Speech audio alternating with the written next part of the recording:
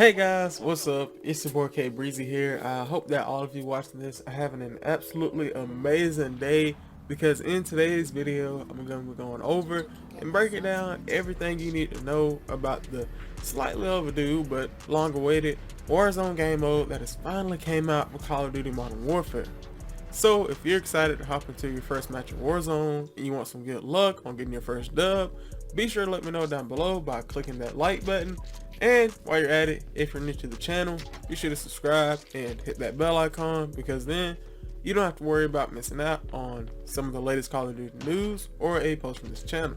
But first off, heading straight into a match, there's only going to be about, or I say only, but there's going to be around 150 players in a match, which is a lot more than what we're usually seeing in a battle royale, because the standard is really 100. But in addition to there being 150 players, there is also going to be only trios at launch, meaning that you can't load up in 4-player squads, solos, or duos. Even if you load up solo, you're going to be placed in a trios match, very similar to the same way that it was in Apex Legends. And because there's so many more players in a match, the map is about 5 times the size of the Blackout map, or about the size of the PUBG map roughly. And this just makes it so that you're not just, jam-packed in the map, just constantly at it. You get some rest points in between. This map also has a ton of iconic Modern Warfare locations from all across the series, such as Quarry and Burger Town, places like that from Modern Warfare 2. But let's go ahead and start breaking down the weapon variants and rarities and all that good stuff, because it works very similar to the same way that it does in other battle royales like Fortnite or Apex Legends, with there being a common and legendary rarity. And depending on what rarity you get, that determines the amount of attachments that your weapon have, from 1 all the way up to 5, 5 being legendary. And you don't get to determine what attachments that you get, and you have to use the pre-assigned attachments for each gun as you pick it up. Which means that if you get a, say, M4A1 with a GI Mini reflex sight and you just don't like GI Mini reflex sights, that's just too bad, because you aren't able to take off attachments or swap them in this game mode. You have to take weapons as is. And there's only a few ways to get different weapon variants. You can either find them on the ground, just regular floor loot. You can get them off of killing people. You can also find weapon crates, which are scattered all around the map, and depending on what rarity you find, you can also go to the supply drops. You get a pre-designated loadout that you created before you even hopped into Warzone. But be warned that these are definitely going to be a hot spot, because just like with any supply drop, people are going to be able to see it when it flies in over the map and on their mini map as well. These supply drops are also the only way to get your perks in this game, because there's no perk little bundles scattered around like there was in Blackout. The only way to get your perks is by opening a supply drop and getting your predestined loadout that you made before the game. But after a certain time in every match, I'm not exactly sure what the timing is right now. I need to just time it. But the system will drop 50 supply drops all across the map at once, equidistant from all of the current squads that are in the game, which means that there's guaranteed to be at least one supply drop between you and one enemy squad. Y'all are both going to be the same distance apart, so it's fair game to who gets to it first, or just playing who's the better squad if y'all both run up there at the same time. But getting back to the weapons, all of the weapons in this game mode are going to have the same base stats that they would in multiplayer. And the only change is that some weapons are going to, well, actually all weapons are going to do more headshot damage, because technically speaking there are no helmets in this game, and the developers want to reward those that actually do get headshots and make sniper rifle headshots a one-shot kill all the time. The only type of protection I guess you could call head protection is the gas mask, and this is going to give you about 15 seconds of storm immunity. And this really isn't head protection, it just protects you from the storm. But oh yeah, and one more thing I'd like to mention is that weapon progression and camo progression are shared across all modes, including Warzone, which means that if you have, say, platinum SMGs in multiplayer, you're also going to have them in Warzone whenever you boot it up. Next up is the armor and health system, which works, pretty similar to the way that it did in Blackout, but it is slightly differently, because when you spawn in, by default you have 100 health and 2 armor plates at 50 armor points apiece, which relates to about 100 extra health at the start of the game.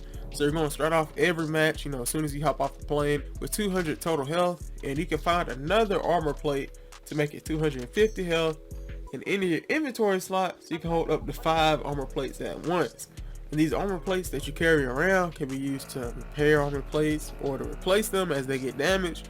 But this is where the little twist comes in, because unlike in Black Ops 4, your armor is never going to be completely broken. Like let's say you had level 3 armor and you keep getting shot, you keep repairing it, keep getting shot, keep repairing it. Eventually the durability is just going to wear off and it'll break down. But the thing that's different in Warzone is that even though your armor is technically breaking down, as long as you're repairing it with armor plates, you will still be able to have armor. You won't have to worry about picking up any more ballistic vests as you go out through the match. Also, whenever you break an enemy's armor, you get a little like blue icon to let you know, and a little sound notification, so you'll know whenever they're just primed for the taking and they have no armor left. As far as health goes, health regens the same way that it does in multiplayer. So a few seconds after getting shot, you should start regaining health as normally, and it's also going to be at the same rate that it is in multiplayer. So just keep that in mind whenever you're fighting an enemy squad, because it's going to make those last few circles very interesting. But let's just say that even with max armor, you just get clapped up, somebody comes over, teabags you, and DMs you while you're down.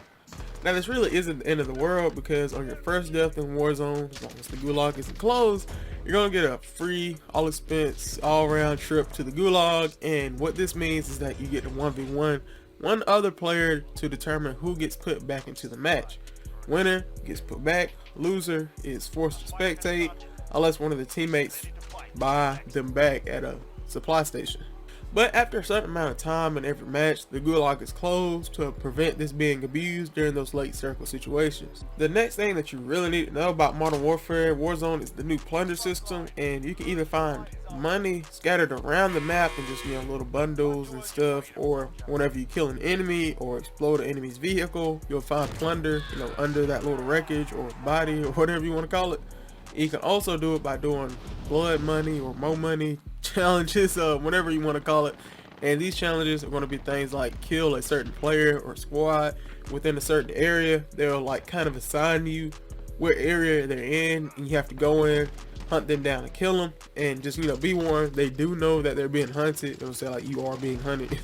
So you're not just going to sneak up on them and just whack them from behind.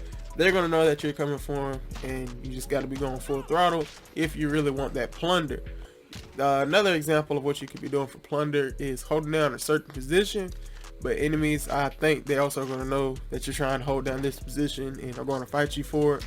So that's also something you could be doing for plunder. There's also a few more missions I couldn't think of at the moment, but it's just it kind of just varies between, and just some different ways to earn plunder in the match. But plunder can be used to buy teammates back, like I was mentioning before, buy armor plates, or even by kill streaks. And since we were just talking about kill streaks really aren't overpowered. You get you can get some things like a UAV, not a 100 drone, precision airstrike, the little eyeglass thing, you know what I'm talking about.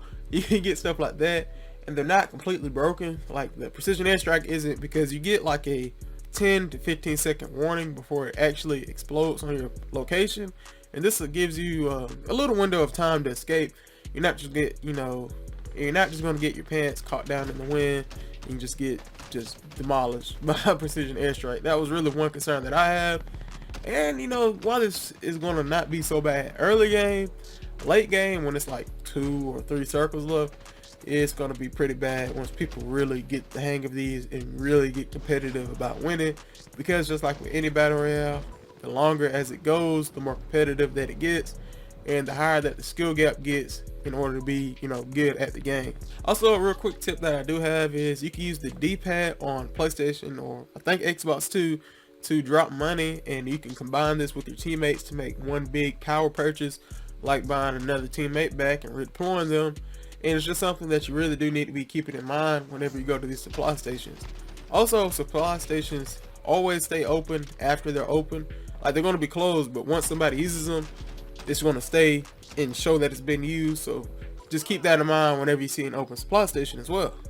Oh, okay, one last thing that you need to know about the plunder system and supply stations is that you can get self-revive kits, which can come in really clutch if the right player has this in their hands and they manage to get away from the enemy or are farther away from the enemy when they can't reach them in time. A few more things I would like to mention before I wrap up today's video is that you can use the D-pad to pinpoint enemies like you would in Apex Legends or Fortnite, and that you can also use the D-pad to drop money like I mentioned before, and this works more or less the same way that it does in other battle royales like Apex Legends or Fortnite, being that the enemies or items that you ping are able to be seen by teammates and allow you to have just good communication even with those players that don't have a microphone. Also, I know that most of you know this already, but Warzone is going to be free to play and cross-play on all platforms starting, well, today, and because of that, this allows you to play with your friends no matter what platform they are, no matter whether or not they wanted to buy Modern Warfare, you know, as long as they have an internet connection. I think PlayStation Plus, I'm not sure if you have to have PlayStation Plus, they're going to be able to play with you on this game. I mean, this is honestly one of the best things that I could ask for, because I've been waiting to play a Call of Duty Battle Royale that isn't restricted by platform with some of my friends for pretty much get a little while. But I mean, we can only wait and see how it performs over the coming months, because just like with any Battle Royale, or really any game for that matter, the hype for it's going to be there whether or not if it's good, and what really matters is how it can perform in the coming months. And while we're on the subject of it, what do you guys think about the new Warzone mode, and have you already gotten a win yet? Well, with that, guys, covers, you know, pretty much everything you need to know about Warzone and Call of Duty Modern Warfare. Thank you guys so much for watching. If you're new to the channel, be sure to subscribe and hit that bell icon, because then you don't have to worry about missing out on some of the latest Call of Duty news or a post from this channel. And if you enjoyed today's video, please consider leaving a like, because that really helps me out and lets me know what kind of videos that you guys like to watch. Also, be sure to comment down below what video do you guys want to see next, or just, you know, how you feel about Warzone in general. But thank you guys again so much for watching, and as always, it's your boy KB, signing off. Peace.